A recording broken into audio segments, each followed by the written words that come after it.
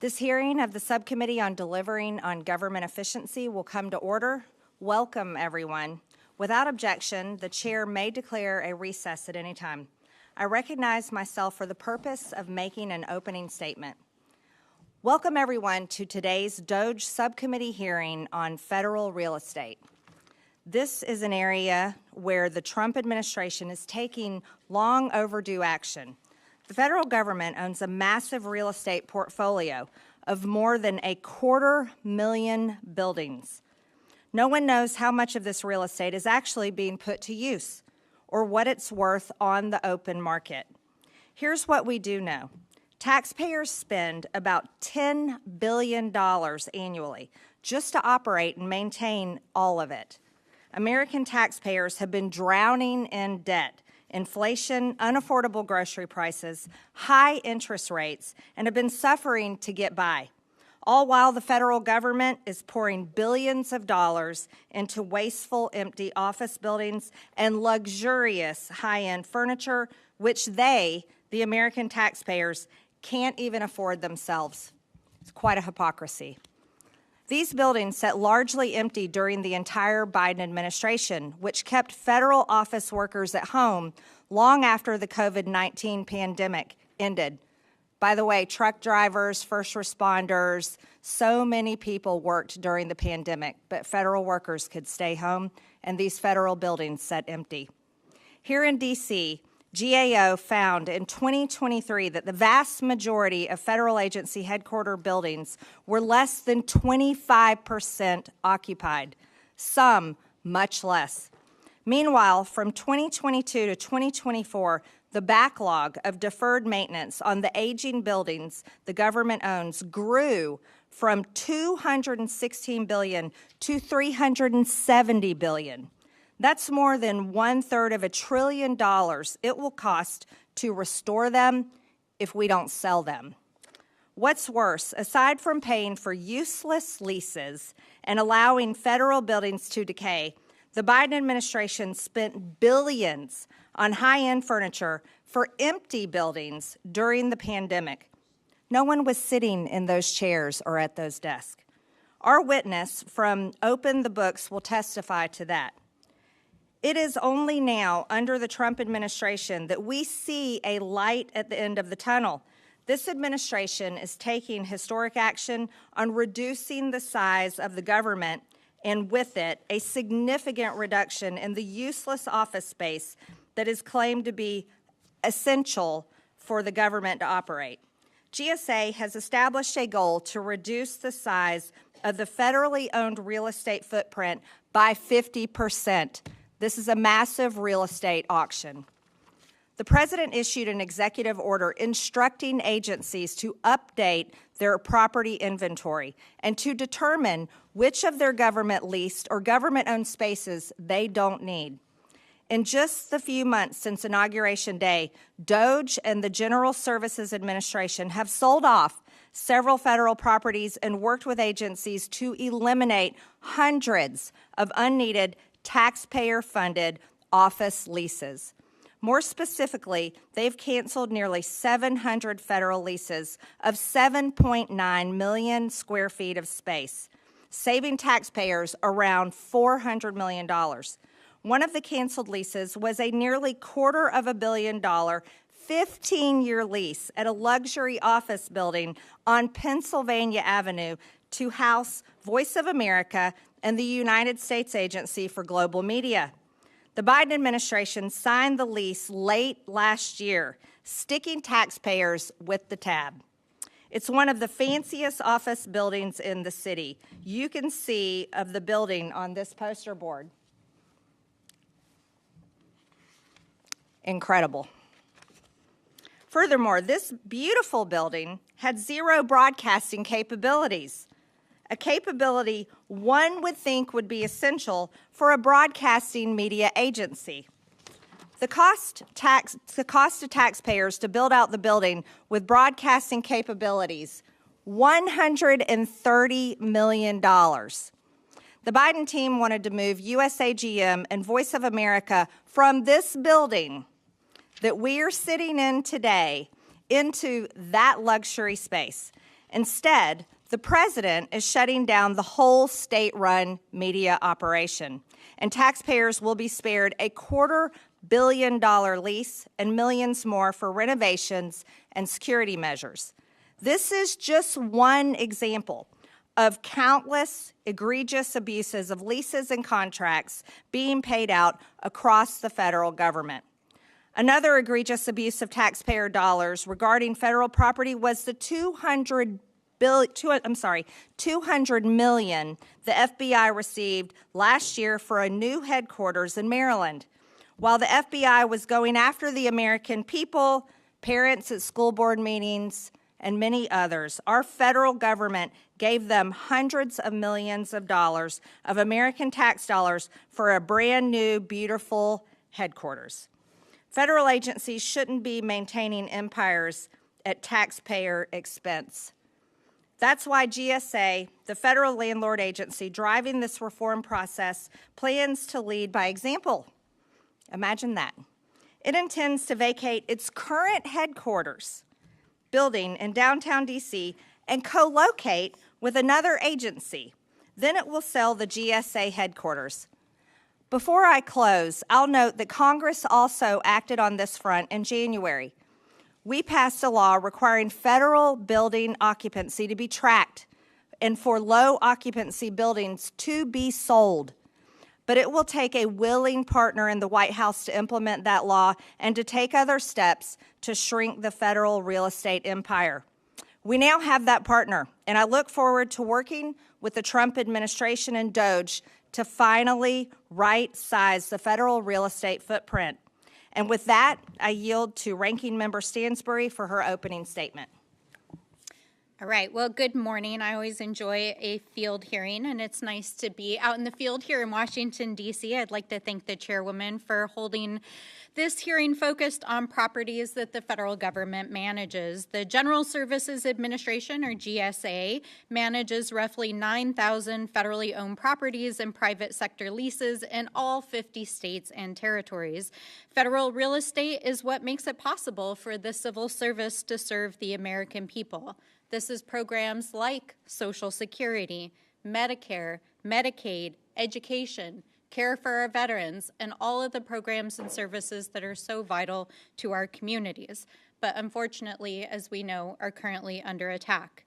For more than 2 decades across both Republican and Democratic administrations, the Government Accountability Office identified federal property management as a significant challenge, including problems of excess and underutilized space and poor building conditions.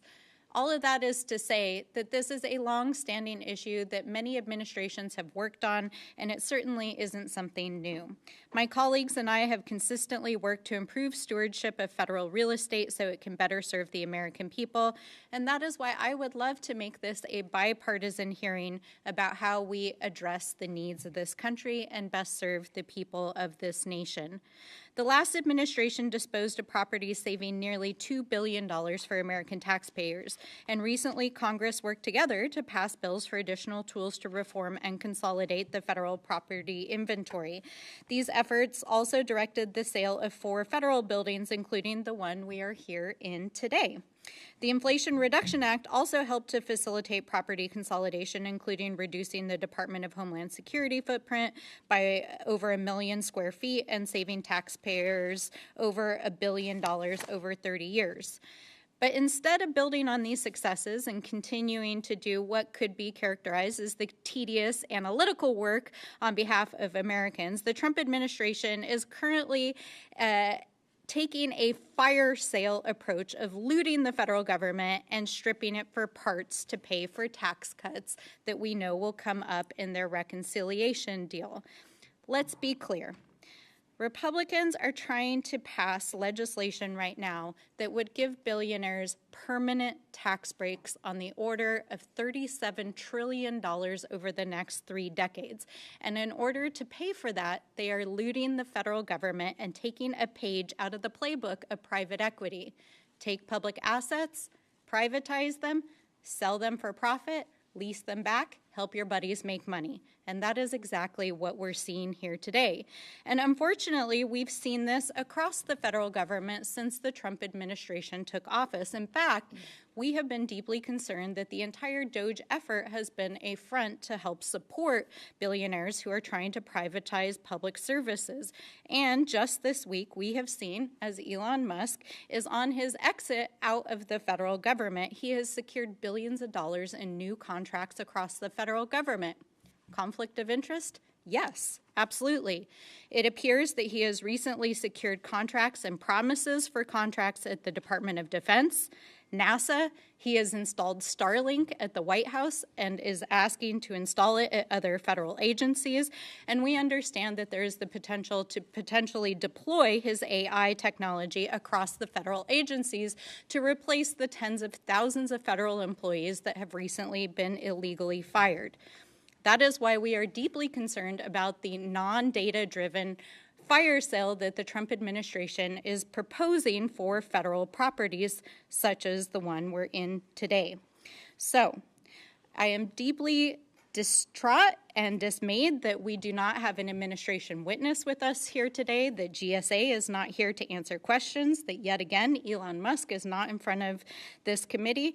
And unfortunately, we have yet to see a single Trump political appointee in front of this committee or the Oversight Committee. So, we will continue to do our jobs to elucidate what is happening inside the federal government.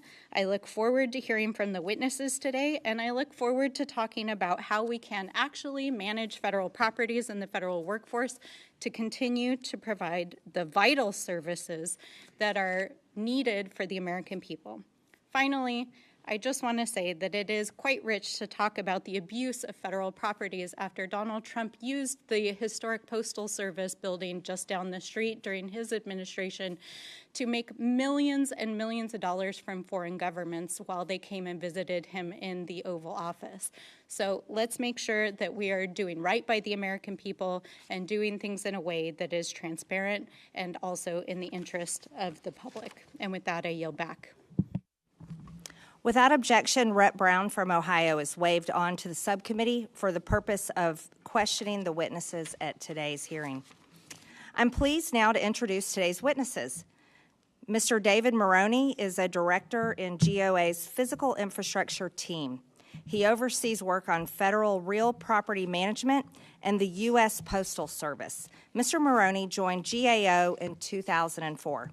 Mr. John Hart is CEO of Open the Books. Mr. Hart is a veteran of Capitol Hill, having served in the late U.S. Representative and Senator Tom Coburn's longtime communications director and co-author. Mr. Hart helped enact landmark transparency legislation to put federal spending online. Mr. Ron Kendall is the Executive Chairman Emeritus at the National Federal Development Association. He previously served in senior roles in the federal government, including within GSA's Public Buildings Service. Again, I want to thank you all for being here to testify today. Pursuant to Committee Rule 9G, the witnesses will please stand and raise their right hand. Do you solemnly swear or affirm that the testimony you are about to give is the truth, the whole truth, and nothing but the truth, so help you God? Let the record show that the witnesses answered in the affirmative. Thank you. You may take a seat. We appreciate you being here today, and I look forward to your testimony. Let me remind the witnesses that we have read your written statements, and they will appear in full in the hearing record. Please limit your oral statement to 5 minutes. As a reminder, please press the button on the microphone in front of you so that it is on and the members can hear you. When you begin speaking, well, this one may be different. Is it the same? The light will blink. It will? Okay. When you begin to speak, the light in front of you will turn green. After 4 minutes, the light will turn yellow. When the red light comes on, your 5 minutes have expired, and we would ask that you please try to wrap it up. I now recognize Mr. Maroney for his opening statement. Thank you, Chairwoman Green, Ranking Member Stansberry, and members of the subcommittee. I'm happy to be here today to discuss GAO's perspectives on how to make federal real property work better for the American taxpayer. For more than 20 years, we've identified the management of federal real property as a high-risk area in need of substantial transformation. The federal government has held on to too much space and has been too slow in shedding underused properties. Federal buildings are often in poor condition and not well configured for the modern workplace, and the data needed to make good real property decisions has often been unreliable and in some cases non-existent. The pandemic shined a spotlight on these long-standing problems and created a unique opportunity to right-size the federal government's property holdings. While there have been important actions in recent years to take advantage of this opportunity, progress has been slow. Agencies were in a wait-and-see mode for too long. Since January, there has been a notable shift in momentum. GSA is now rapidly moving forward with plans to terminate leases and dispose of large amounts of federal property. This has disrupted the long-standing inertia that has slowed previous efforts to reshape the federal government's real property holdings. There is a risk of moving too fast. Most buildings have active tenants, and relocating them could be costly. As a result, as GSA and other agencies move forward, it's important that they balance the goal of speedy reductions with the need for deliberate planning. This will best ensure the most efficient and effective result for the American taxpayer. There are a lot of moving parts right now that will shape federal property for years to come. First, the Trump administration's return to office policy and its reductions in force are still relatively early in their implementation. Second, agencies will be measuring building utilization across all their owned and leased space for the very first time starting this summer. Third, it's going to take time and money to move out of properties and consolidate into others, so agencies will need to prioritize. The administration will have better information on each of these data points by this summer to help inform its efforts. GSA and other agencies should use that new information to sequence real property reductions in a way that makes the most sense. GSA's recent decision to take an incremental approach to property disposals by starting with owned buildings that are clearly not needed is a positive step in this direction. Taking a deliberate and strategic approach to real property reductions could generate substantial savings for the taxpayer and mitigate the risk of costly mistakes and unexpected mission impacts. In conclusion, right-sizing the federal government's real property holdings is long overdue. As the administration moves forward with reductions, they should do so deliberately in a way that balances speed with planning. Doing so will best position the federal government to achieve the most efficient and effective result for the American taxpayer while ensuring agencies have the right space to successfully carry out their missions. Madam Chairwoman, that concludes my opening statement. I'll be happy to answer any questions. Thank you. I now recognize Mr. Hart for his opening statement. Madam Chair Green, Ranking Member Stansberry, and distinguished members, thank you for having me today at this hearing. As we gather in this cavernous auditorium, we have an opportunity to reflect on not just the costly problem that Chairman Green described in her opening statement, but its root causes. Today's expansive, excessive, and sometimes opulent federal real estate portfolio is both a monument to the administrative state and a mausoleum of lost dreams, opportunity, and freedom for American taxpayers. In the early 20th century, progressives like Herbert Crowley dreamed of managing a complex new world with a managerial class. Crowley believed in quote-unquote increasing control over property in the public interest. He would no doubt be pleased to see this auditorium and the administrative state's impressive portfolio of office space. So this hearing is an opportunity for Congress to turn away from this failed policy of the past and reestablish our founders' timeless vision of limited constitutional government and transparency. At Open the Books, we view transparency as a first principle in a free society. Our work was in part enabled by landmark bipartisan transparency legislation, the Federal Funding, Accountability, and Transparency Act of 2006, or the Coburn-Obama bill, that I helped craft when I was working for then-Senator Tom Coburn. And that bill created usaspending.gov and put all federal spending online for the first time. Our founders wisely prioritized transparency and wrote it into the Constitution. Article 1, Section 9, Clause 7 says that a regular statement and account of receipts and expenditures of all public money shall be published from time to time.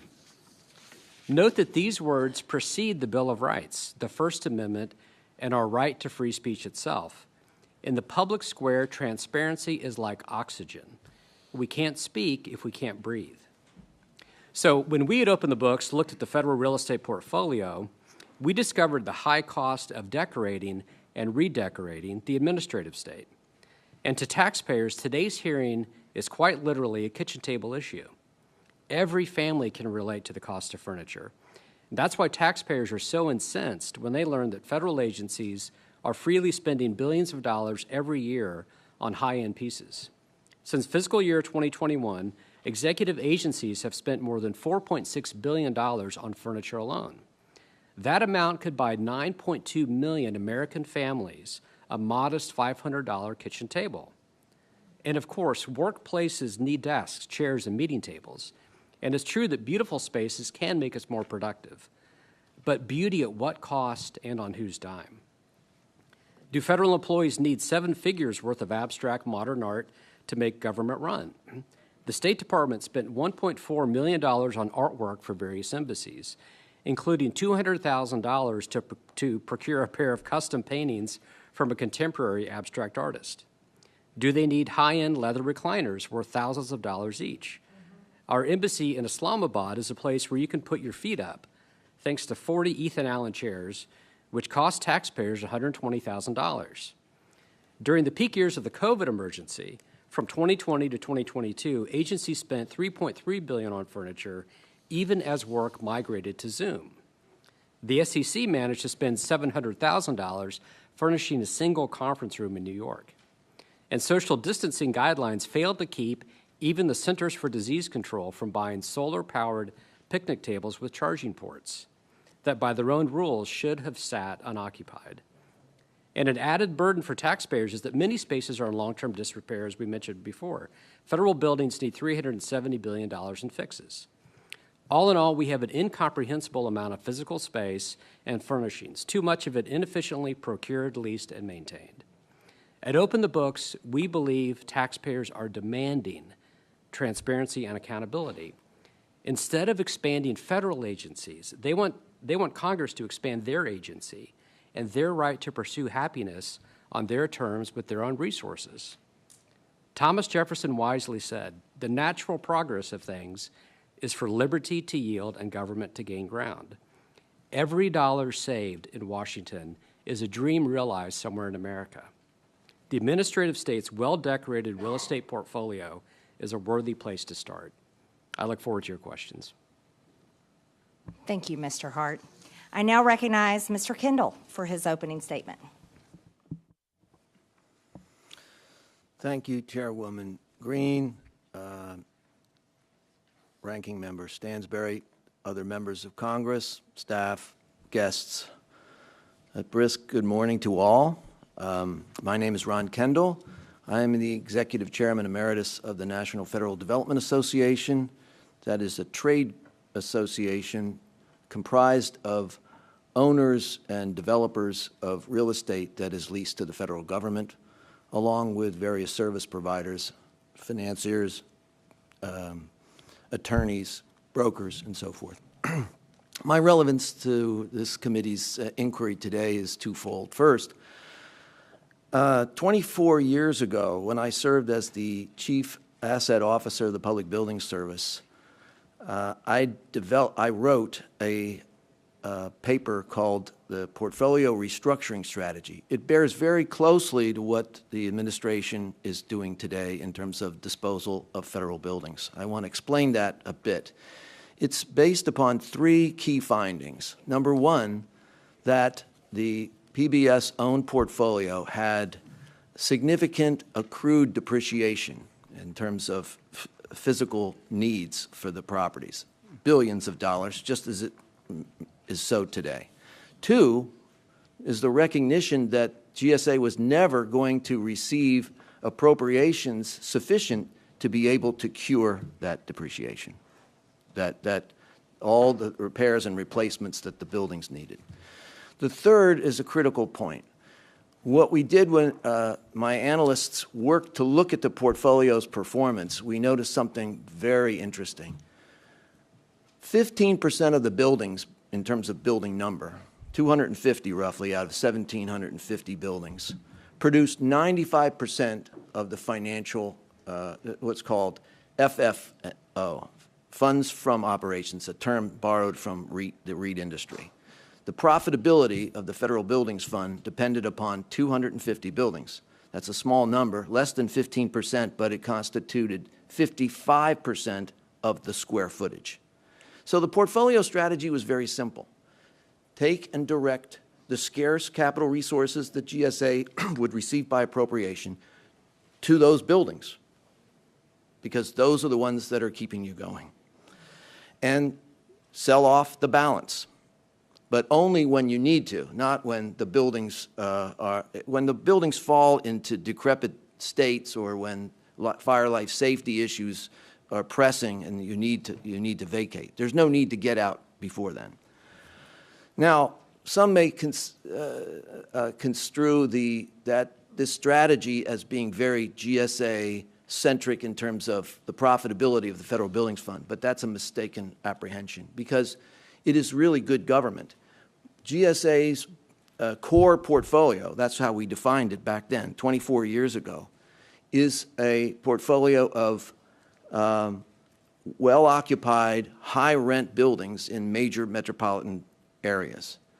And so by having those buildings in the inventory, you avoid paying high lease costs to the private sector. So it is really benefiting the American taxpayer. Now, my concern today is that the DOJ-led disposal group, the non-core buildings that were posted briefly and taken down after a day, 440-some buildings, consisted of buildings that shouldn't be on that list. Buildings that are brand new, like the Volpe Center in Cambridge, Massachusetts. Brand new. It won't need major repair for 15 or 20 years. The Main Justice Building was on that. That is a core property. So my concern is that this is not being done judiciously. The list of core properties is pretty easy to figure out and needs to be protected.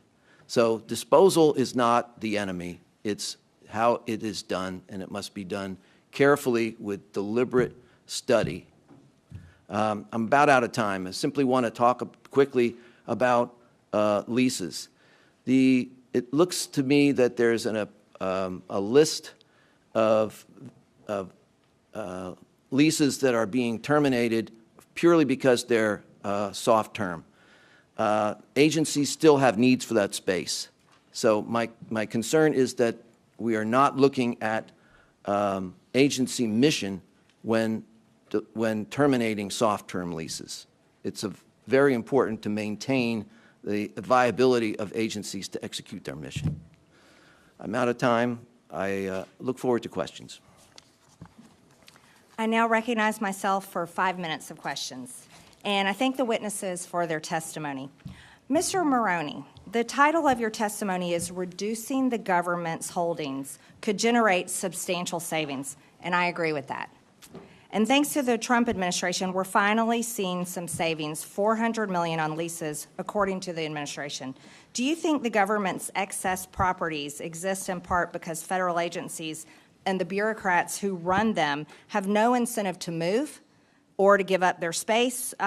Just why won't these agencies co-locate and downsize? So there's a number of reasons, but certainly cultural reticence to sharing space is something we've identified in the past. Also, inertia, for lack of a better word. It's a space you've already had, and there isn't as much incentive to move. It costs money to move out of space at times, and agencies haven't always put that up front. There's a number of other reasons possibly too, but certainly those are both valid reasons that they've brought up before. Those are reasons that have been brought up before. Right, except their actions are different. They certainly were ready to jump out of this building and leased a very expensive building on Pennsylvania Avenue. Recent presidents couldn't overcome that bureaucratic inertia. Yet President Trump and DOJ ended almost 700 leases in just a few months. That's unbelievable. Has any other administration acted so quickly to reduce the federal footprint that you know of? Not that I'm aware of. Yeah, that much needed, though. Mr. Maroney, your testimony states that a GAO covert operation last year was successful about half the time in sneaking prohibited items past the guards and into federal buildings. I'm really interested in that. What sort of items did you sneak in? What dangers does this vulnerability pose? Right. So we snuck in 3 different items: a multi-purpose tool with a knife, a baton, like a baton you could use to attack someone with, and pepper spray. All those are prohibited items. All those are things you could cause real harm if you wanted to. And like you said, about half the time we were able to get that through. So that raises concerns. We only did 27 tests and got through in half the time. That suggests other items could be getting through at a greater level. But you got through half the time in 27 tests. Correct. And that also comports with FPS's, the Federal Protective Service's own covert testing program. Wow, that's definitely terrifying. Thank you for that. I have a lot of death threats, and several people have been convicted and served time in prison for planning to murder me. So I always appreciate the efforts on every single aspect of security to make sure that people that work within the federal government and the Capitol and visitors as well are safe. So thank you. Mr. Hart, I appreciate the work your organization has done in making the American people aware how the government spends Americans' hard-earned money, including this chart behind me here. Shows a disgusting amount of federal spending on furniture, which is what you talked about. So how did you go about finding the Biden administration spent about $1 billion per year on furniture while federal buildings sat empty during COVID and federal workers work from home? Yeah, what we do, Chairman, is we have access to all federal spending through usaspending.gov, and that's a bill that I helped pass back in 2006. So we're able to do keyword searches and look at furniture, look for vendors even, and identify and keyword search things like recliners to identify and understand how much the federal government is spending on furniture. And it's really a scope of government problem issue, as I mentioned in my opening statement, is that when we decide to have a large scope, there is going to be a big cost of furniture. So it's a very useful way to think about and assess whether we ought to have this number of federal buildings. Yeah, in the first Mr. Hart, place. we appreciate those efforts. In 2021, the CDC spent almost $250,000 on solar-powered picnic tables. The CDC at the time was telling people to socially distance with masks and basically forcing a vaccine that many Americans didn't want. So what use would its employees have for this new picnic table that has quite the price tag? Yeah, it's quite expensive, and the social distancing guidelines suggested they shouldn't be seated at that table while they were spending $237,000. Look at those seats. Look at those seats. That's not social distancing. No, they're quite close. There's a close proximity of those seats to the other person. Yeah, real quick, I've just got short amount of time yet. I'd like to ask, just basically, just for the general audience, is $238,000 spent on solar-powered picnic tables at the CDC appropriate? I think the American people thinks that's disgusting.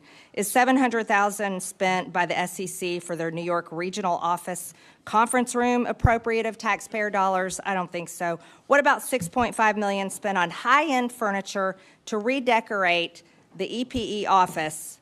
No.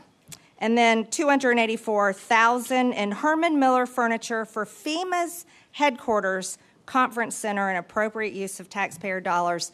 I would argue not. I'm definitely over time, so thank you, gentlemen. I now yield to the ranking member, Stansbury, for 5 minutes. Thank you, Madam Chairwoman. Mr. Maroney, I'm grateful that you're here. I know in the report that GAO has published that real estate of the federal government has been on the high-risk list since 2003, and part of that is that we're not disposing of it and taking care of it in as quickly a process is needed. So I think this is an issue that we have bipartisan agreement on. Certainly, if you're overinvested in assets, it's something that you need to deal with as a business. But I'm a former OMB employee. I was a nonpartisan federal official, and I worked on the Department of Interior's portfolio. And one of the things that the American public may not realize is that when the federal government is trying to figure out how to reconfigure its federal property footprint, there's a whole planning process that begins. So you first work with the federal agencies, you identify, are they going to change the configuration of how they're using space based on sharing of desk space, if there's laboratories needed, do they need to be physically located in certain spaces? This is what any company does, right? They try to figure out where their employees are going to be located. Then there's a planning process with the actual real estate itself, because in many cases you can't dispose of your leases without investing in construction and improvements because of the terms of a lease, if it's a lease, or if you're trying to dispose of the property and get fair market value. So what I really want to highlight here is that we need an expedited process, but any private company or public entity would have to go through an extensive planning process to do it in a way that would get a fair shake for the taxpayers. Would you agree with that? There's certainly planning steps you want to take. Absolutely. So the idea of just putting out a list of hundreds of federal properties, including some of the most valuable real estate in Washington, D.C. on the federal mall, including the headquarters of every major federal agency, is not a planning process. That is a fire sale of some of the most valuable real estate properties in Washington, D.C. Now, we all know that Donald Trump is a real estate developer. Let's not lose sight of that. And certainly he understands the significance of the disposal of properties in the most valuable real estate in our nation's capital. So I think it's important that we keep that in mind as we're thinking about, is the intentions of what DOGE is doing, are they actually in the public interest? And Mr. Maroney, I want to also go back to kind of the bigger economic context, because I think it actually relates to the issues that we're dealing with this week in the House. In fact, Donald Trump has put into place tariffs last week that are causing the markets to tank. Right now, the economy is in complete free fall, and House Republicans are whipping votes to try to get this new package across the finish line that would give permanent tax breaks to billionaires, and the markets are completely shook by it. And I know this is outside your purview, but the issue here is that anyone who works in real estate right now knows that this is not a good time to sell real estate. Would you agree with that? It is a challenging time, particularly in commercial office. Absolutely. So that's the point I want to make. If we're talking about actually getting value for the taxpayers, then doing a fire sale of federal properties and then putting into place expensive leases where the federal government would spend federal taxpayer dollars to lease back from private entities at this moment as the market is in free fall and the real estate market is in complete tanking at the moment is not a good use of taxpayer dollars. Like, this is a terrible idea at this moment, and it needs to be done through a sane process. Now, Mr. Hart, I was interested in your testimony, and I actually just want to follow up. You used in your testimony a bunch of times this concept of dismantling the administrative state. And so I'm just curious, do you view the disposal of federal real estate as part of dismantling the administrative state? No, I view it as empowering taxpayers and transferring wealth from Washington to individual Americans. So I think it's probably one of the best economic stimulus programs you could have. May I ask, Mr. Hart, is your agenda to dismantle the administrative state? My agenda is transparency. I'm sorry, Mr. Hart, I understand. I just listened to your 5 minutes of testimony. I think it's very clear that part of the agenda here is really about dismantling the administrative state and using real assets of the federal government to do that. I mean no disrespect, but I wanted to reclaim my time. So the point here is that things are not always as they appear in Washington, D.C., and I think it's very clear that this is not about the federal taxpayers and the American people. This is about disposing of federal property and a fire sale to make the wealthy more wealthy. Thanks. I yield back. I'd like to point out that the market's up about 1,400 points. With that, I now recognize Mr. Fallon for 5 minutes. Thank you, Madam Chair. You got to love the hyperbolic accusations in class warfare all in one sentence. We have 1,500 federal buildings. We have 7,500 leases of other locations, 511 million square feet of office space, and it really comes down to need and want. There might be some people that want all of that space, but do we really need it? And clearly, when you read government reports, even pre-COVID, We didn't need the space that we had. We had too much. Then COVID exacerbated and the surplus exploded. Now, in 2022, Joe Biden in the State of the Union address, and I quote, said, "The vast majority of federal workers will once again work in person." Mr. Kendall, do you believe Mr. Biden achieved his goal? Mr. Fowle, I believe that he made a directive which was tempered by agency input. There was a So, lot. Mr. Temple, Mr. Kendall, I'm sorry, I have 5 minutes. So, do you believe he achieved that goal? Yes or no? We can talk about why. To some degree, he did. To some degree, okay. 2023 GOA report found that 17 of the 24 largest federal agencies used only 25% of their headquarters capacity. And all 24, not one of them reached over 50%. And we're talking big ones: Defense, State, Commerce, Justice, Treasury, et al. This much space, when you're talking about operation and maintenance bills, are going to be in the billions. Leases, $7 billion just on leases. And then there's a backlog deferred maintenance, which is now estimated, and these aren't our numbers, these aren't Republican numbers, these are numbers from government agencies, is $370 billion.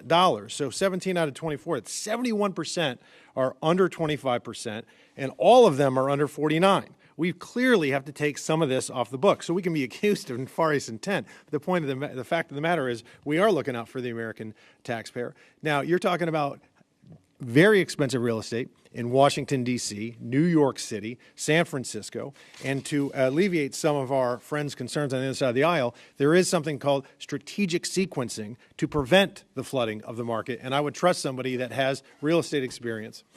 The Biden administration, when we're talking about 1,500 buildings, 7,500 leases, 511 million square feet of office space, what did they do? Did they take action? Fact of the matter is they did not, and it is time, and it's high time, 20 years in the making, to take some action. The U.S. Center of Disease Control, as Madam Chair pointed out, spent $230 grand on solar picnic tables. Is that a good use of government funds, Mr. Kendall, do you think? I just wanted to respond to something you just said.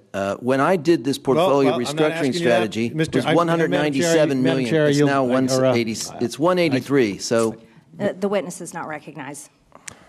Thank you. Reclaim my time. Mr. Kendall, you're a witness.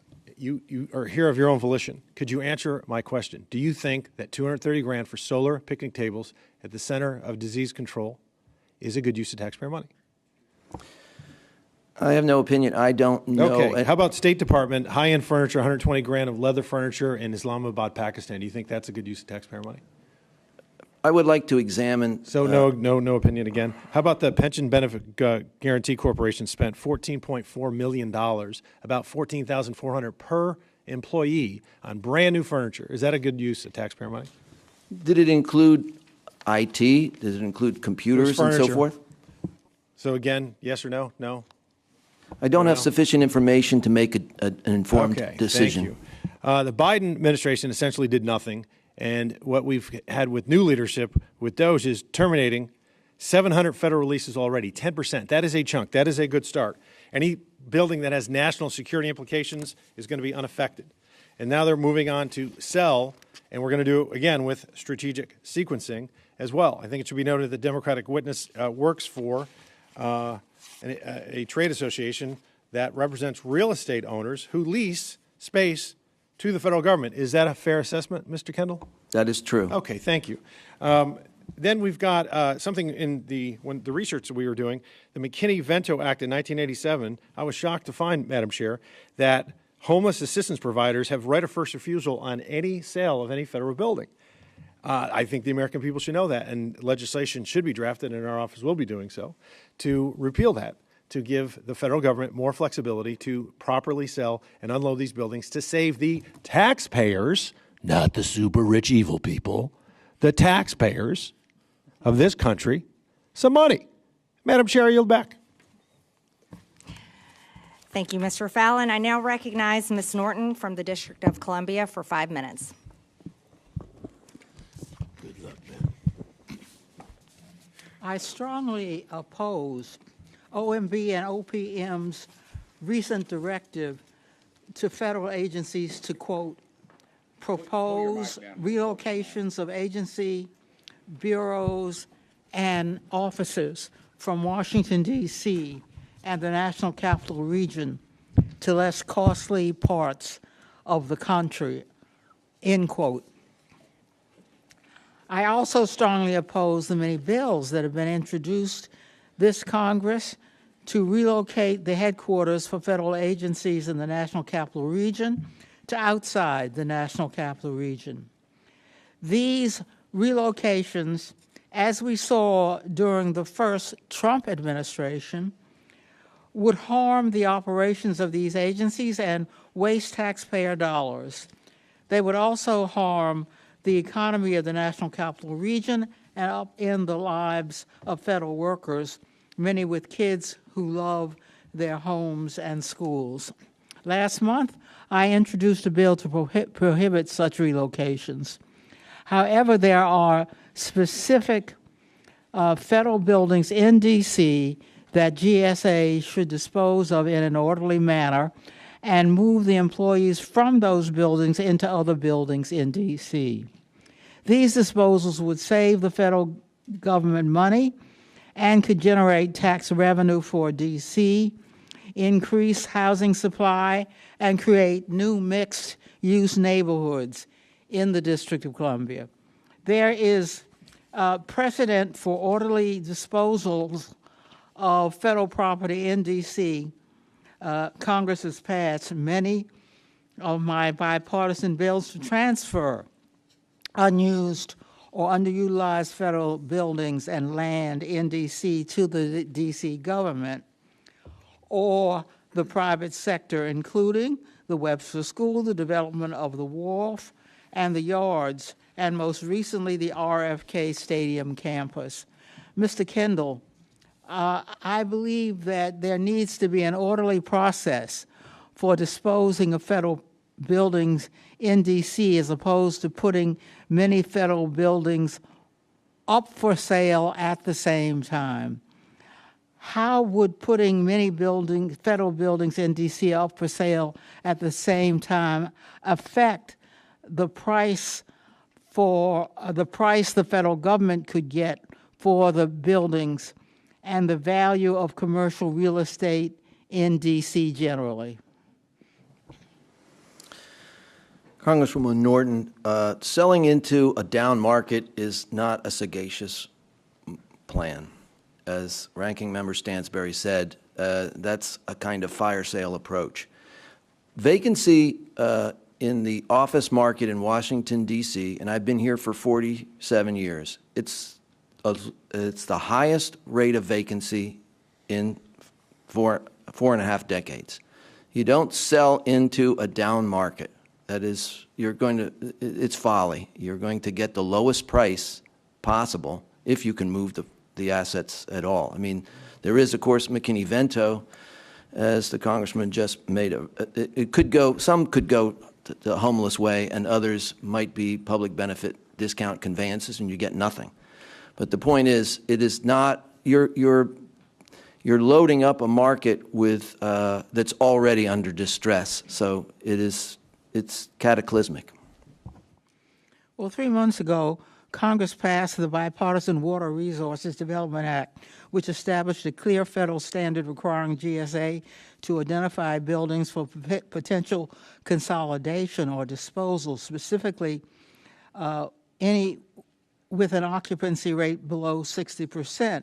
However, I'm concerned that GSA is trying to dispose of federal buildings without looking at data to judge whether the buildings are needed or not. Mr. Maroney, based on the timeline established in the recent law, when do you expect the GSA would have the information needed to make more informed decisions about property disposal? Agencies are supposed to start collecting that data in July, and then they're supposed to report in January. Thank you very much. I yield back. The gentlelady yields, and I now recognize Mr. Cloud from Texas for 5 minutes.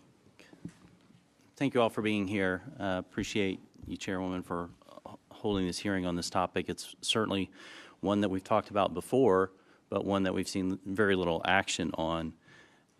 You know, one of the reasons and discussion points surrounding those who were proponents of teleworking were that we would save all this money on not needing these federal buildings. And yet what we've seen was, you know, in the business world, what you would do is you'd lose a little productivity with people maybe working remotely, but you would gain that from, you know, less cost and overhead of maintaining buildings and facilities. But of course, in the nature of the federal government, we sent people home and got less productivity, and we continue to grow our assets and property portfolios, and now are maintaining empty buildings to the tunes of millions and millions and millions and billions of dollars even. Biden had, as Mr. Fallon mentioned, committed to getting the workforce back to work in person in offices, and of course we know that didn't happen.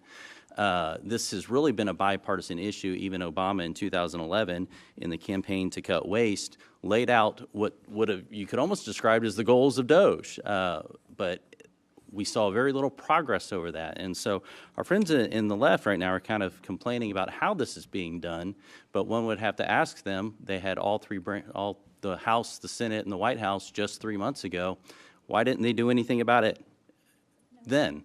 And so now we continue to, I'm sorry, you're right, a couple years ago, but nonetheless, you had it a couple years ago and didn't do anything with it. And so now we find ourselves to the point where President Trump and the Trump administration is finally doing something about this, and this is good for the American people. We must find savings for it. As Mr. Fallon mentioned, the vast majority, I think 17 of 24 agencies were almost vacant, it seems, using 25% less, and then we have a backlog of $370 billion in maintenance costs backlogs. And so we have to do something about this.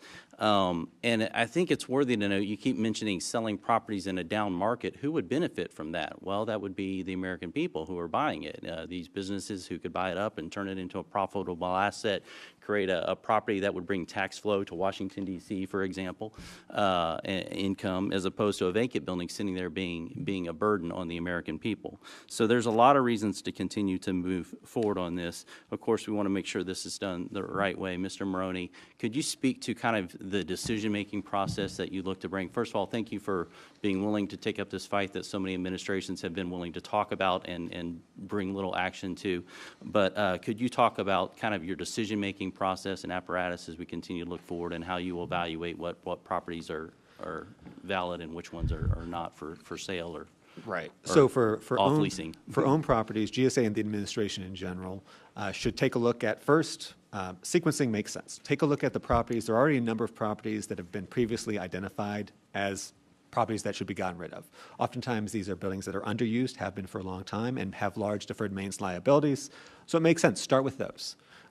Get those out the door as quickly as you can, and get those savings. And then as the new data that we're going to have on utilization, which is going to start rolling in July, comes in, you can use that to further assess where are there additional properties that are underused. We'll have that data for the first time for many buildings, and assess what makes next sense in the next tranche to sell off and consolidate. This all is going to take money. It does take money to move out of spaces, to build out consolidations, to reconfigure spaces, but at the end of the day, you save.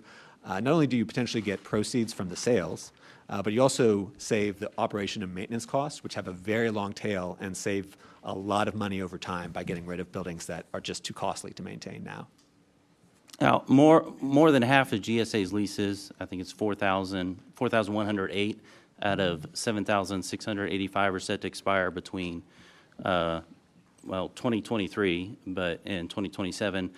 How much of the federal government can save by allowing these leases to expire that are not needed? Right. Using properties that we already own. Right. Well, from a pure financial basis, we spend about $6 billion on leases each year. So if you're reducing whatever the math is, I can't do the public math, but it's a substantial amount you can get from lease savings. You just want to make sure you know what your end state is going to be. How much space are you aiming for at the end to make sure you're sequencing things in a way that makes sense? I only have 8 seconds left, so I will yield back to the chairwoman. Thank you. The gentleman yields, and I now recognize Mr. Lynch from Massachusetts for 5 minutes. Thank you, Madam Chair. At the outset, I would just suggest that if this committee were truly concerned with delivering on government efficiency, we might examine the devastating impact of President Trump's recent trade tariffs on the financial security of the American people. In just the 2 days of the President's tariff implementation, U.S. stocks have lost more than $6.6 trillion in value. The market turmoil has already placed the retirement savings of millions of Americans at risk, with more than $44 trillion of U.S. retirement assets tied to the stock market via 401k plans and other retirement accounts. I know that President Trump has recently stated, "I haven't checked my 401k," close quote. Well, Americans, retirees, and workers that are approaching retirement have certainly been checking theirs, and I can tell you they're alarmed. They're alarmed by the extent to which the President's trade war is pummeling their retirement investments. So for the average American who's approaching retirement, who has about $500,000 in a 401k, that American worker lost $35,000 in their 401k in the last 2 days of Trump's tariffs. So, you know, I've heard from one of our witnesses that if every dollar saved is a dream realized, then this is really a nightmare for the American worker, especially for those who are approaching retirement. And while the President made great promises in reducing the costs of groceries, food, housing during his campaign, I really would like him to get around to that if he could at some point. So, Mr. Kendall, the suggestion here is that we're supposed to move away from a situation where the government owns the buildings. Instead, we're going to move to the private equity model where we sell the building that is home to a federal agency, and then we're going to pay rent to a private equity firm to rent that same space out. In Massachusetts, we just had a situation like this with one of our hospitals, actually 8 of our hospitals. So those hospitals were receiving a lot of money from Medicare and Medicaid, okay? They sold the building to a private equity firm. The private equity firm drove up the prices. The CEO of the private equity firm bought 2 yachts. He's got one of them off the coast of Ecuador. But at the end of the day, the federal taxpayer money, the money that was going to that hospital through Medicare and Medicaid, was now going in the pocket of a private individual who could spend it on whatever they want. They introduced the profit motive into the ownership of those buildings. So how does that work for these government buildings that are now going to go to Elon Musk's pals who are in private equity, and they're going to have to get profit in addition to just covering their bills? Well, Congressman, while my trade association always feels that there will be adequate leasing, the truth is leasing does cost more than a federally owned space, and I make it very clear. The cost to the federal government to borrow long-term is about 2%, 2 to 3%. There's a 500 basis point premium to have space that's leased. That's what the market charges. So to bring it home to everybody, would you rather have a 2% mortgage on your house or a 7% mortgage? Obviously, 2% is a lot cheaper. So it behooves the government, when it can afford to own space, to own it. And you only lease in the alternative. It's a stark world. You have to lease because you don't have the sufficient capital to own enough buildings. But it is a mistake if you have a choice to lease and to sell off buildings and now pay for them, to pay private sector lessors. It's going to be more expensive.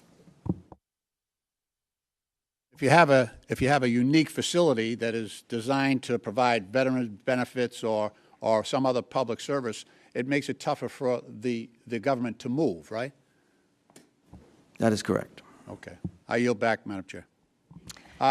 If I could, I'd ask unanimous consent, a press release from GSA dated December 4th, Without objection, so 2024. ordered. Thank you. And a press release from the Biden Harris White House titled President Biden Announces New Actions to Ease the Burden of Housing Costs. Without objection, so ordered. Thank you. I now recognize Mr. Timmons from South Carolina for 5 minutes. Thank you, Madam Chair. We're here because this country faces an existential threat, $36 trillion in debt, a $1.8 trillion annual deficit, and we're trying to find common sense solutions to address unused space and how we can be more efficient with taxpayer dollars in that regard. And this is really a whole of government approach. We have to right-size our fiscal ship in order to have a country long-term. So I guess this is just one small part of that endeavor. And it really is just common sense. And I'm going to tell you a story about my time in office. I got elected 7 years ago, and my predecessor had 2 offices. They were spread out in my district. I have a fairly small district, and they were in some of the highest costing office space in my district. And we only had 3 employees, and we had two offices. And they were, one was in Greenville, one was in Spartanburg. And I just said, well, that doesn't really make sense. So I went to a wonderful, municipality that is up and coming, and I got this fantastic office space. It's actually more square feet than I had between the 2, but it is drastically nicer, and it costs less than half as much. So just in my one little congressional office, we're probably saving $60,000 to $70,000 a year. So that is just pretty straightforward, and we're going to basically do the same thing across the country. We're going to figure out what we need and what we don't need, and then we're going to dispose of what we don't need by either selling it or by not renewing the lease. So, Mr. Maroney, the Department of Government Efficiency has already terminated close to 700 federal leases. What financial impact has that created for taxpayers? That once the leases are drawn out, there's about 120 days, but there'll be this lease savings. You won't be paying that lease rent anymore. And, 700 leases, that's likely hundreds of millions of dollars. Depends on the properties. Right. And I know we're complaining about a property in D.C. that we own. So this building is likely to be sold in the next couple of years. Do you want to guess at what? This is probably 3 acres?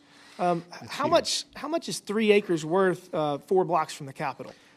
I would imagine quite a lot. That's at least tens of millions of dollars. And you know what we really need in this area? We need housing. And so I guarantee you that a developer, a big bad developer, is going to come in. And what's funny? The D.C. City Code is going to require them to do 30 or 40% of it as affordable housing. So that'll make some of my colleagues across the aisle happy. But there'll probably be, 1,000, 2,000 units to address the housing crisis in this area. Because this is crazy.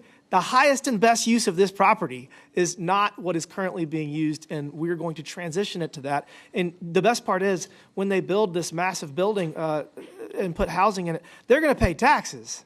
So we're going to take a building that is currently using taxpayer dollars to be maintained, but not very well, and we're going to then sell it, get tens of millions of dollars, and we're going to turn around and create a highest and best use for this property, which is then going to result in it paying taxes. So, that's the whole theory. And while we can look all across the country for areas that we can save money, this is just common sense. I do have a question. So,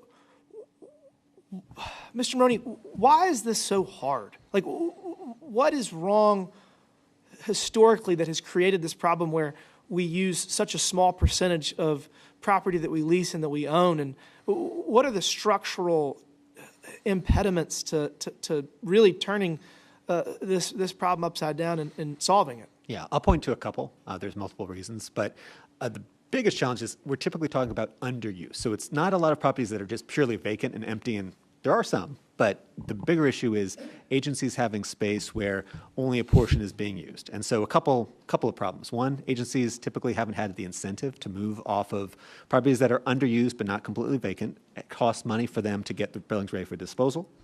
Another reason is reticence, inertia. You've been in this space for a long time. You're familiar with it. Recent years, there's been some uncertainty, right? How many people are going to be in the office versus not?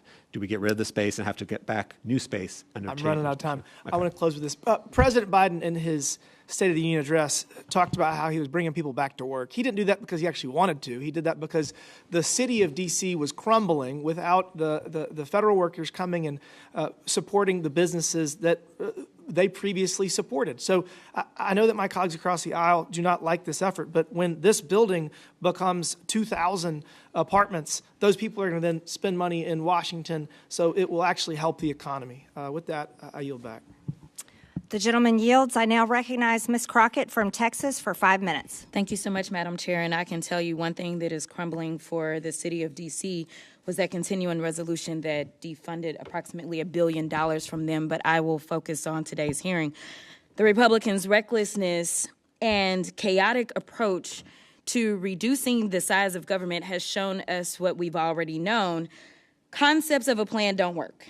This is the committee's fourth hearing, and still no one from the so-called Department of Government Efficiency has testified before this committee about their plans to break the federal government, because as it turns out, breaking the federal government doesn't just hurt people you don't like. It's not just going to be Democrats who miss out on Medicaid, Medicare, and Social Security, or only Democratic veterans who will miss out on their VA benefits. Their approach will negatively impact all Americans. So it's unfortunate that Republicans have taken a seemingly bipartisan issue and included it as part of their scam to subsidize tax giveaway for billionaires.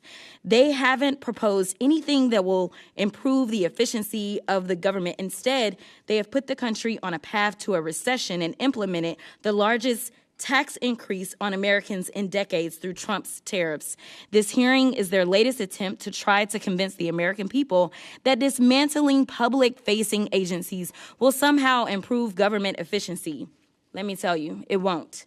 There's nothing efficient about terminating leases for IRS taxpayer assistance centers during tax season, nor dismantling farmer support offices in rural communities while farmers are trying to survive Trump's tariffs. And just like their trade policy, there isn't any logic or strategy behind the Trump administration's reductions in force or accelerated disposal of federally owned property.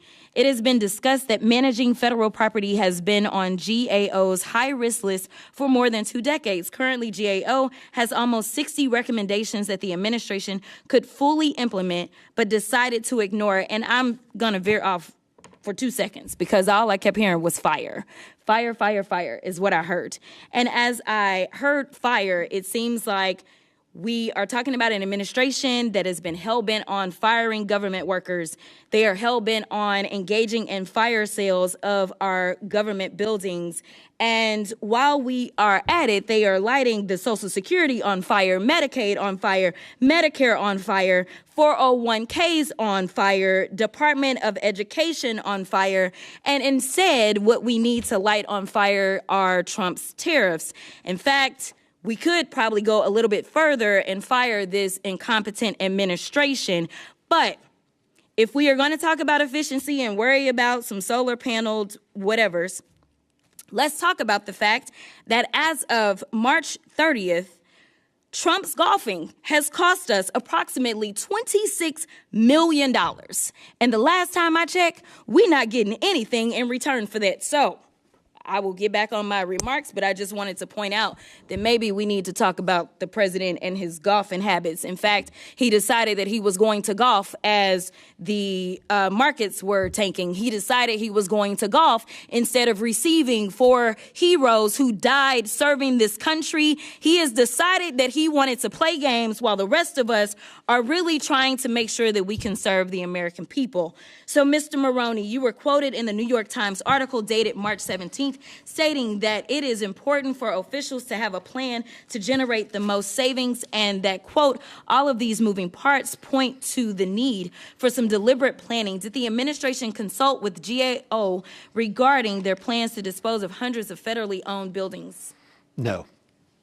In your testimony, you highlight that one of the core issues associated with managing federal property is the lack of reliable data to support decision-making. Is that correct? Yes. Would reducing GSA's workforce by 50% improve data gathering and analysis? I cannot say they're That's not perfectly fine. We know that we need experts and not idiots, but Mr. Kendall, we will move on. In your written testimony, you state some of the actions of this administration suggest that the administration is not following a strategy designed to save taxpayer money and that the administration seems to ignore agency's mission integrity. Why do you think that? In the list You got of 20 seconds. in the list of projects, there were a couple score Social Security offices, IRS, taxpayer service offices, which those agencies, those end user agencies wanted, and yet the administration is canceling those leases. So it does imperil mission accomplishment. Thank you so much. Oh, you're back.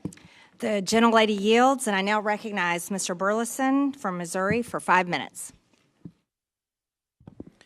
Thank you, Madam Chair. I first want to acknowledge these amazing chairs that we're sitting in. I looked them up.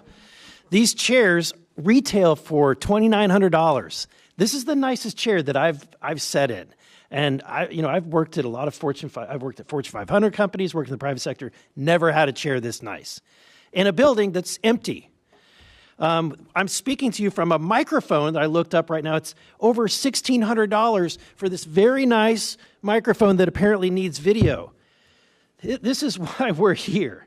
We're in an empty building from an agency that decided this wasn't good enough, so they decided to spend $250 million more over a 15-year period for a more luxurious location than this.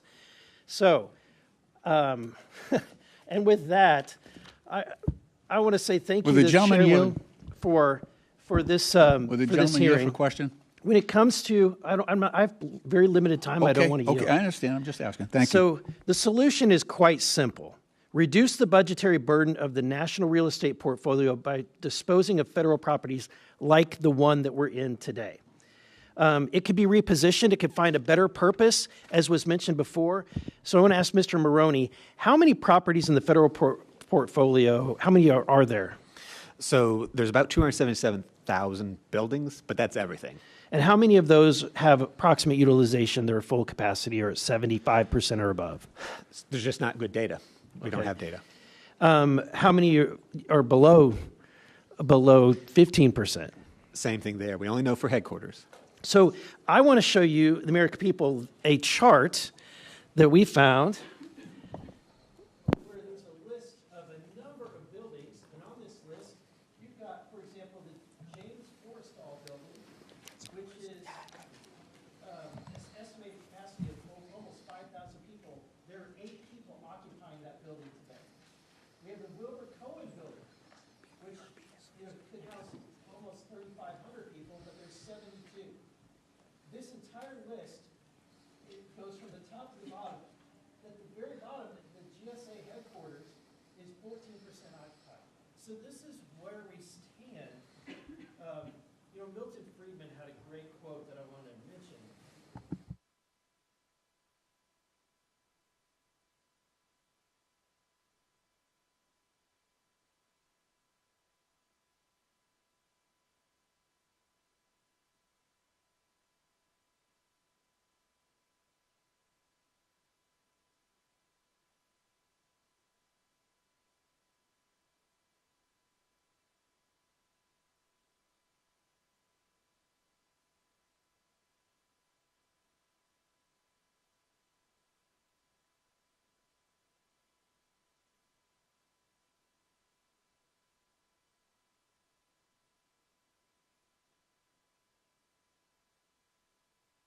Say that you're committed by making every dime of the government spending accessible to the public, which I commend you for what you're doing. Transparency is exactly what we need from our government.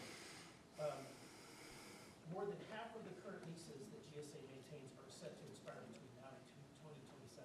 How much money could the American people save by not renewing these leases? Well, I can speak to the cost of furniture, which is going to be about $1.1 billion on just furniture, and I'd have to get you the figure on leases. But it illustrates, again, is that when you decide to have a massive expanse of federal agencies, it's very, very expensive to decorate and redecorate these agencies and buy chairs like the one you're sitting in right now. Apparently my $1,600 microphone wasn't working. You got the $800 one. So I want to put into perspective a report that we uncovered from the Public Buildings Reform Board's report to Congress. Instead of using, what was the accounting that was given to them, they used available cell phone data. And in 2023, the cell phone data indicated that approximately 441 people occupied the Francis Perkins building on an average day, costing the American taxpayer approximately $182,000 per employee each year in operating and maintenance expenses and rent paid. Mr. Maroney, is that a reasonable expense from the American taxpayers, $182,000 per employee? You certainly don't want to spend more on real property than you need. Thank you. Thank you, Madam Chair, and I yield back. The gentleman yields, and I now recognize Ms. Brown from Ohio for 5 minutes. Thank you, Chairwoman. I wanted to wave on to today's hearing because the General Service Administration is rushing to sell a piece of federal infrastructure in my district, the Anthony J. Celebrezzi Federal Building in downtown Cleveland. Let me be clear, this isn't just the sale of a building. It's a reckless decision that could destabilize essential services for my constituents, displace some 4,000 federal employees, and deal a blow to the local economy. The Celebrezzi houses the IRS, the Veterans Benefits Administration, the Defense Finance and Accounting Services, DHS, and the Equal Employment Opportunity Commission. These are the people ensuring tax seasons run smoothly, our veterans get their benefits, and military payroll is processed accordingly. Selling this building, especially on an expedited 3-year timeline compared to the usual 10 years this takes, is short-sighted and misguided. And what it really represents is another example of Donald Trump and Elon Musk's chaotic and careless approach to cost-cutting. In fact, cost-cutting is too generous. What they are really doing is looting the federal government and stripping it for parts. This sale could result in reduced public access to services, lower job security for thousands of workers, and a ripple effect throughout Cleveland's downtown economy. Local businesses, public transit, and city revenues all depend on the federal footprint of this building. The administration promises to relocate workers to other spaces in Cleveland. That's great. But how? How can their word be trusted? They are selling a building while forcing workers to return to the office. They claim they will look for new lease space as they simultaneously cancel leases nationwide. And they are firing federal workers that provide my constituents and the American people with critical programs and services. So what assurances do we have that they'll actually maintain staffing levels and secure new space for the agencies affected? Or is this just another slash and burn strategy, a thinly veiled attack on the federal workforce under the guise of reform? This building is an anchor for downtown Cleveland. Removing this presence will not only leave a void in the heart of Cleveland, it will undermine the progress that we've made in revitalizing the city. There is a responsible way to reduce and consolidate the federal government's real estate portfolio, but this hasty decision is not it. So, Mr. Kendall, can you tell us how does GSA balance the social and community impacts like job loss, transit disruption, and economic disinvestment with the needs of the agency? That's a difficult question. GSA defers to end-user agencies in terms of what their space needs are. They really are a reactive organization in terms of finding space. They typically, the rule is to use own space, and if that's not available, to lease space. The Celebrezzi building, I don't know the particulars of it. If there's not an exigency about selling it because it constitutes a life safety threat to the occupants, it doesn't have to be moved. I mean, part of the argument here today is that federal workers are being put in opulent space, lease space, and incurring great costs, but they could be retained in maybe Class B or B minus federally owned buildings and avoid lease costs. GSA is all about avoiding lease costs. So I don't know specifically about the mission needs of the agencies that are housed in that building, but my sense would be GSA is deferential to those concerns. So given your experience at the GSA, how would you characterize the administration's rushed approach? Would their rushed approach to decision-making and shortening the disposal timeline lead to more efficiencies or less? I think that there is a lot of haste going on today, and I think it is ill thought through. I think that a much more deliberate approach should be taken to deciding what buildings to retain and what to get rid of. I also think that the staffing levels are endangering GSA's, the reduction in staffing. I understand 63% of the PBS employees are to be terminated. That's 3 out of every 5. I don't know how it was determined, how they reached that number, and in consideration of what mission needs are and what types and numbers of employees you need to execute. So the I'm last thing I concerned. want to get before I run out of time, this question in is, the list reported that building utilization is a contributing factor to the need for management of federal property. How is the president's return to work impacting GAO's analysis of federal real estate? The Sorry, gentlelady's thank you. out of time. I now recognize Mr. Jack from Georgia. Thank you, Madam Chairwoman, and thank you for convening this hearing in an underutilized federal office building. To establish context for those watching at home, our federal government owns roughly 511 million square feet of office space, and that does not include large swaths of military bases. So again, to establish context, if you, like me, watched the national championship last night and saw how massive the Alamo Dome looked, the 511 million square feet of federal office space represents 3,200 Alamo Domes. If you watched at home, if you're watching this hearing at home, the average square footage of an American home is about 2,000 square feet, which represents 255,000 average American homes. So that's the scale with which we're dealing when we discuss federal office space. And if I could start with Mr. Maroney, I'd like us to look into the 2020 GAO report that just describes how inaccurate the database is that monitors all this federal government. Are you familiar with that report, and could you share a little bit about its findings? Right. We found that the Federal Real Property Profile, which is the database for federal real inventory, had significant data reliability problems, including something as simple as address information. And if I'm not mistaken, that report demonstrated that of the 511 million square feet of federal office property, 67% of the addresses and accounting for it is inaccurate. Is that true? That was the case in 2020. There has been some improvement. One of the things that we've highlighted throughout this hearing thus far is just how underutilized this office space is. And could you walk us through GAO's survey? I think there were 24 agencies surveyed. Just how much underutilization is there today? Right. Well, in 2023, when we did that, there was significant underutilization in headquarters buildings. None of the agencies were using more than half of their office space in the D.C. area for headquarters, and about 17 of the 24 were using less than a quarter. So it was a significant issue. That was 2 years ago. We don't know what the picture looks like today because there isn't good data. That should be coming this summer. And I'm just curious, within those 17 to 24 agencies that use 25% or less of federal office space, which agency was the most egregious, if you will, at underutilizing office space? So the lowest agencies were HUD and SSA for their headquarters buildings, but I will say no one had a great track record in terms of the utilization. Thank you. And in your assessment, how much taxpayer money could have been saved if the federal government had begun right-sizing its property portfolio shortly after the pandemic shifts to telework became apparent? So certainly you could get substantial savings. It's about $8 billion a year on owned and leased office space, so any reduction is going to generate a lot of money. Thank you. If I could ask some questions, Mr. Hart. First off, I appreciate your opening testimony, and just for the American public, I'd love for you to walk through usaspending.gov, walk through the parameters of it. How can we use that? Yeah, thanks for the question. So usaspending.gov was created through the Federal Funding Accountability and Transparency Act of 2006. That was a bipartisan bill that Coburn and Obama wrote.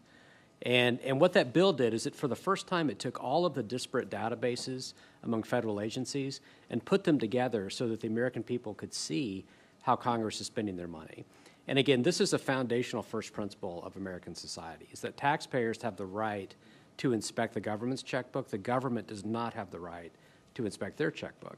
So transparency in the founder's vision is not a two-way street. It's that we have tools to help hold government accountable because it's their money, it's taxpayers' money. Well, in that vein, in the last minute of questioning, I was alarmed, as I think some of our colleagues were in your opening testimony, about some of the expenditures you walked through. There were egregious examples of wasted taxpayer money.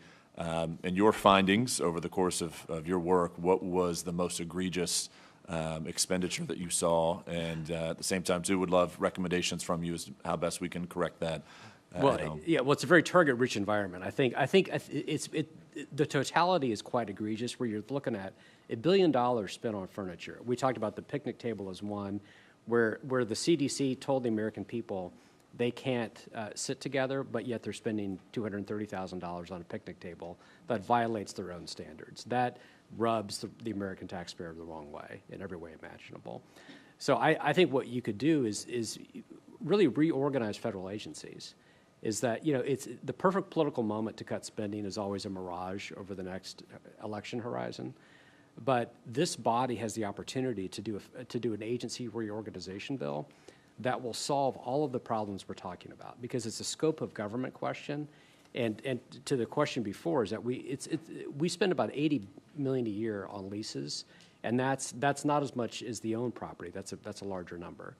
But there are incredible opportunities for savings that could be produced by having a smart, strategic agency reorganization. Thank you very much. I yield back. Gentleman yields. I now recognize Mr. Garcia from California for 5 minutes. Thank you, Chairwoman, and thank you to our witnesses. I think we're again here at another hearing where House Republicans are trying to help Elon Musk get cover for looting our federal government. DOGE, and so far this committee, has not been about efficiency or better services. It's been an attack on programs that we rely on, from public health to Medicaid to the Department of Education, and of course now to office space. And we all know that Elon Musk and Donald Trump are attacking all the safeguards designed to make sure they just can't sell our government assets to their own companies, but they can also sell them to their friends. Our committee is ignoring the biggest threat from the Trump administration so far, and that is a horrific economic plan, Maganomics. Now, Mr. Kendall, we've been hearing testimony complaining that the federal government spent $4.6 billion on furniture since 2021. Do you know how much the U.S. businesses will pay every year in tariffs under Donald Trump's plan? Any idea? No, sir, I do not. Okay, well, the U.S. businesses will be paying $654 billion a year, and that number will rise. And that's just in 1 year. That number, of course, is enormously much larger than anything that we ever spend in furniture. We're looking at the biggest tax increase in over 50 years. Now, Mr. Kendall, the total value of all property held by the federal government is about $330 billion, as stated. Is that correct?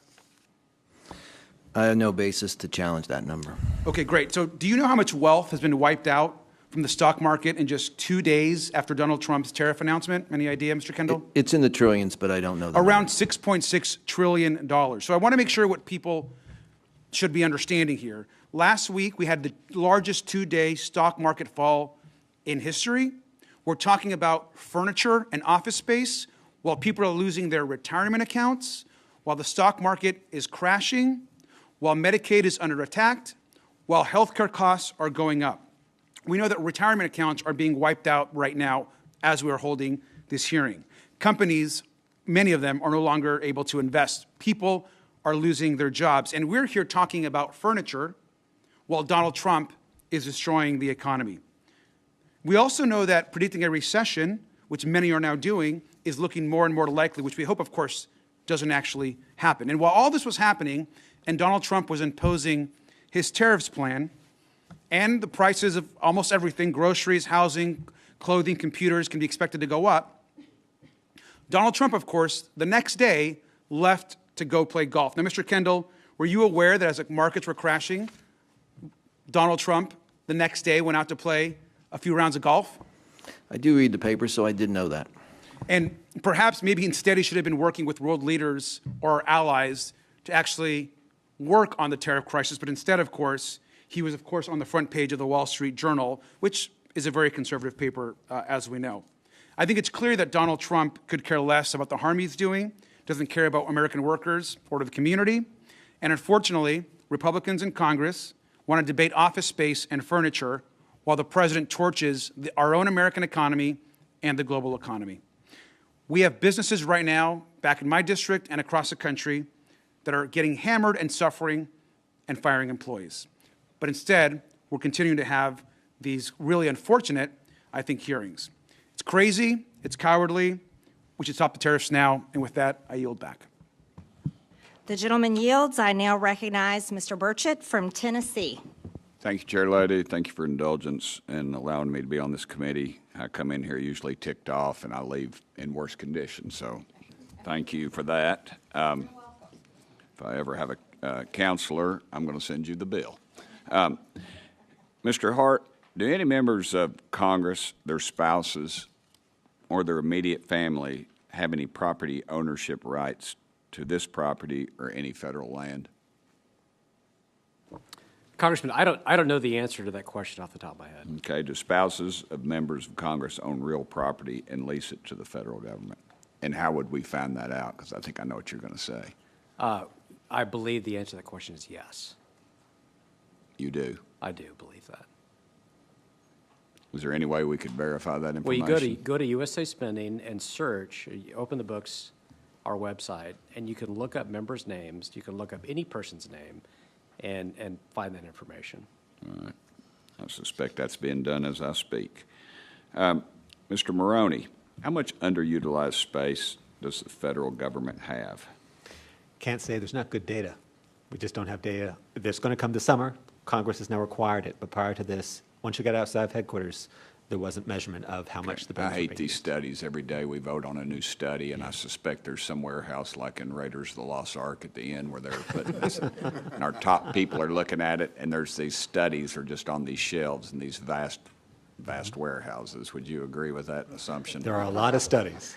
All right. Remember, you're whatever. All right. How much would the federal government save by allowing unneeded leases to expire?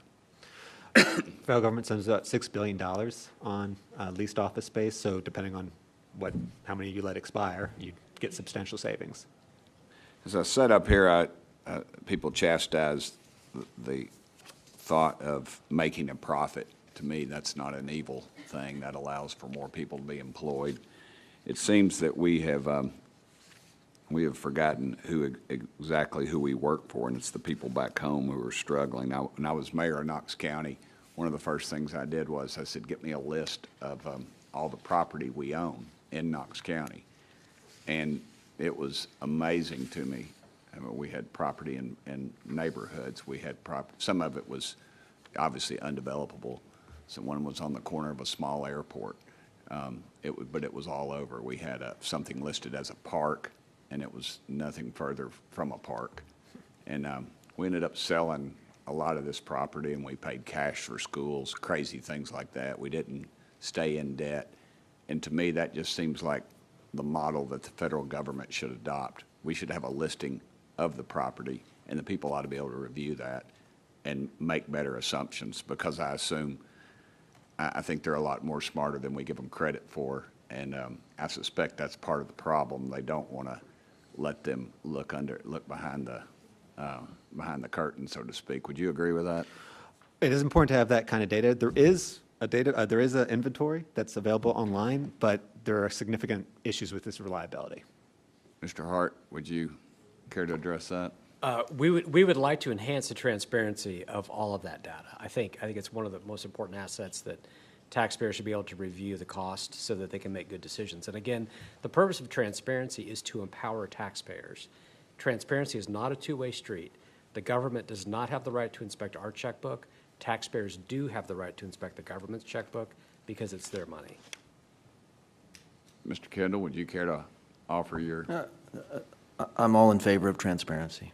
No objection. It seems our friends in the media always strive for that, and then and we get pretty gutless up here. So I would hope in the future we would address that. Well, I'll yield my 49 seconds back to you, Chair Lady. Thank you for your indulgence, ma'am. Thank you, Mr. Burchett. In closing, I want to thank our witnesses once again for their testimony today. I now yield to Ranking Member Stansbury for closing remarks. All right. Well, thank you very much, Madam Chairwoman. I hope that in some ways this hearing has been elucidating, but I'm going to be honest, just listening here today, I've had trouble understanding the theory of the case.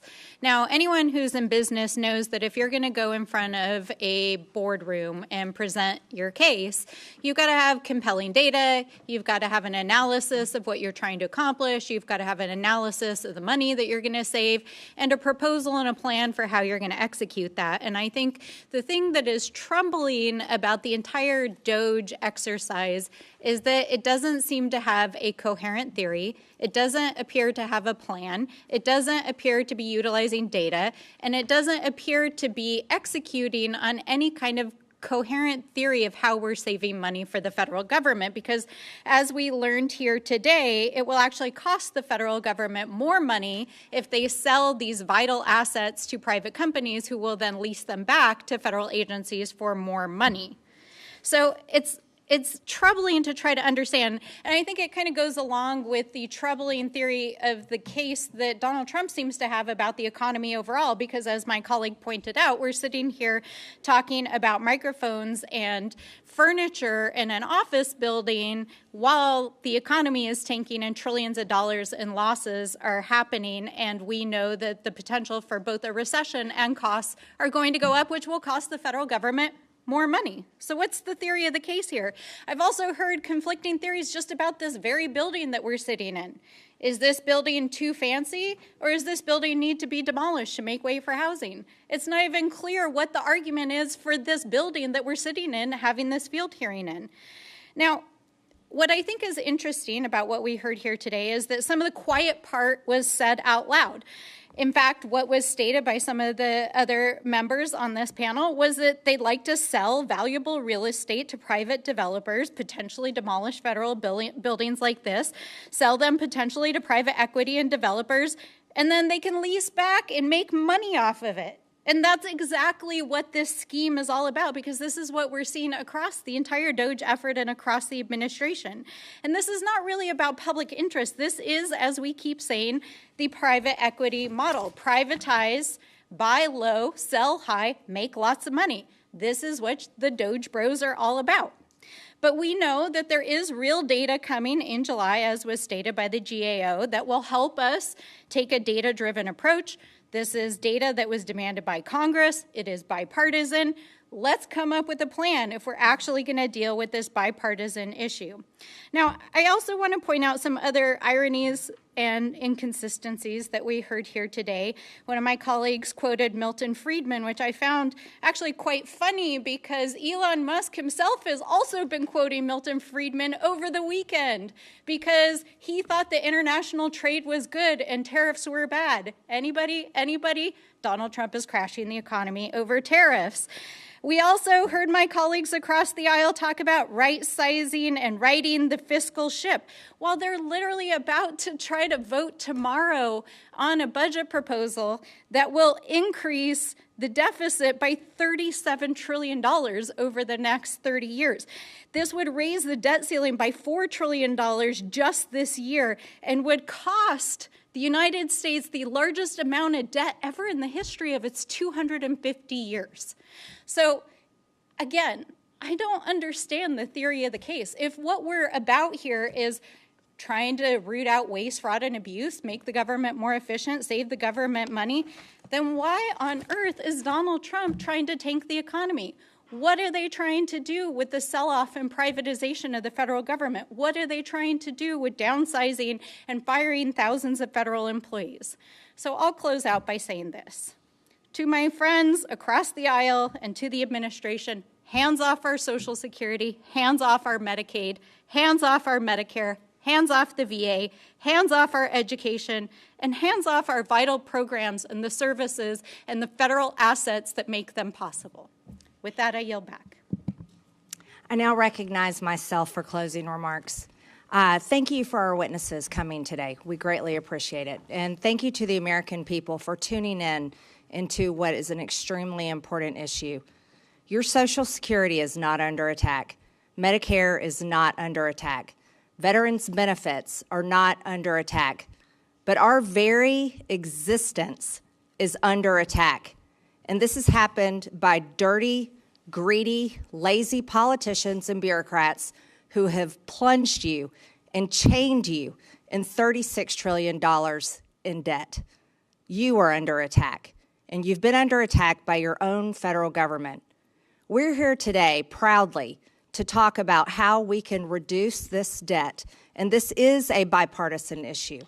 Selling federal property and returning the money back to the American people is the right way to protect you.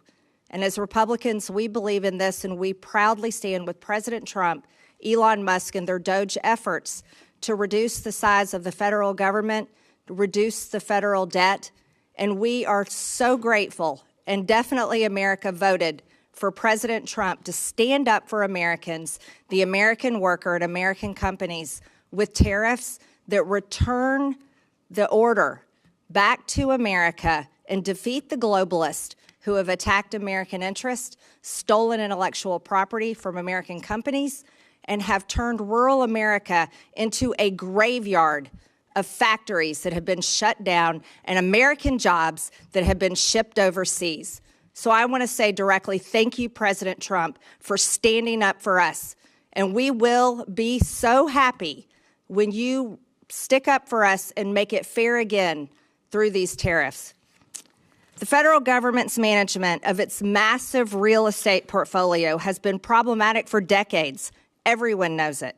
The United States is $36 trillion in debt. In fiscal year 24, the government spent over $1.8 trillion more than it took in. And in fiscal year 25, the interest on our debt is expected to exceed $1 trillion.